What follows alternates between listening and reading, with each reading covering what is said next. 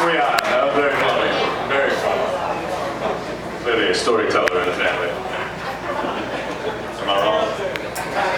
You want to go on stage? Yeah. It's awesome. All right.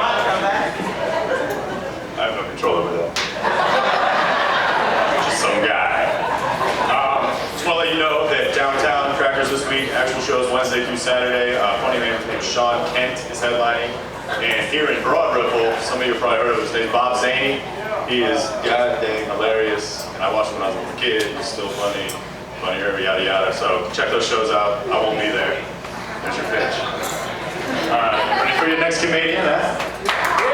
I imagine there's quite a few people here to see this next guy.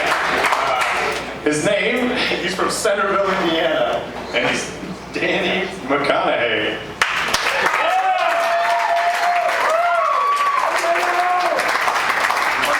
Thank you for everybody coming out tonight. That's Comics. We really do appreciate it. So I feel like I understand and communicate with my wife real well, you know? But we exchanged an email a while back, and it kind of made me, well, it made me think otherwise. We were going on a cruise, and we needed to book a hotel. Well, she sent me an email, and this is how I read it. I get her email. She says, "Hotel is booked. Yippee!" Oh yeah, you will like this. Free continental breakfast. I reply to her, I say, "I do like my breakfast." I get a response back from my wife. She says, "Hee hee, I know, baby. I know you like the back of my hand," with an exclamation point, of course. I'm like, whoa, whoa, whoa. What? Wait a minute. This isn't my wife. I know you like the back of my hand. I'm picturing my wife there ready to slap me.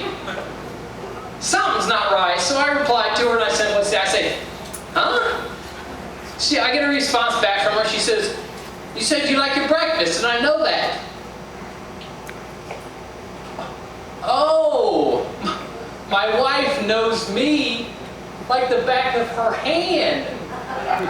Oh, there's a cliche any normal person would understand. Does anybody here know what I mean when I say soft talker? This is a person when they talk, they're hard to hear. You've probably seen the episode of Seinfeld about this. Well, I got caught by a soft talker a while back. It was in church. So that gives you an idea of how soft this person, or how soft she was actually speaking to me. So this soft talker, she starts speaking to me, right? And I couldn't hear. So I leaned in and I really tried to focus, because usually when I do this, I can hear okay, right? It wasn't going to work. That wasn't happening this time. So I listened, or tried to listen. I gave her the like, of course, like I heard her. She kept talking. She finished talking, and I gave her a final You know what? That wasn't going to work this time. She continued to look at me, and she even gave me and then after that I was like, oh no. I'm caught. What do I do? She knows I couldn't hear her. What do I do? This has never failed me before. But then, using my superior intellect, I leaned in and said, "What's that?"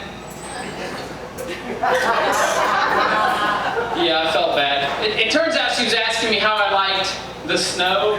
And I'm from Indiana. I've lived here most of my life, and I think about snow probably the same way most people here do, and that is, of course, simply, why in the hell haven't I moved south yet? So I recently stopped biting my fingernails. I'm so proud of myself. It was actually a New Year's resolution of mine. No, yes, it's 2010 resolution of mine. But again, I'm so proud of myself. It's quite amazing what you can do with fingernails when you have them.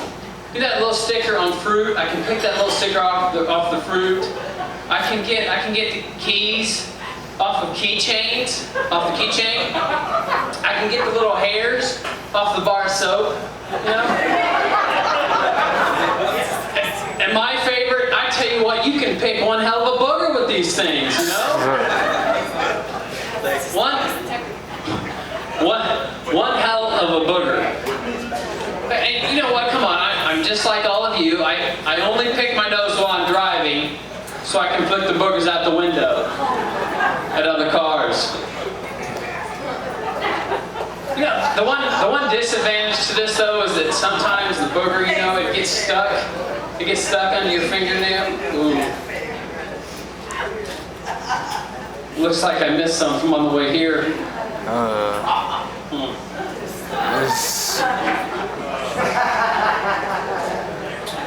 So I was a cheerleader for a year at IUPUI. Hey, but I'm not gay. Nor have I ever been gay. Did I ever stress that? I did, didn't I? Some of you now are like, man, he's really stressing to us that he's not gay. You know what that means, don't you? He's gay. I'm not lying about being a cheerleader because why on earth would any guy lie about this?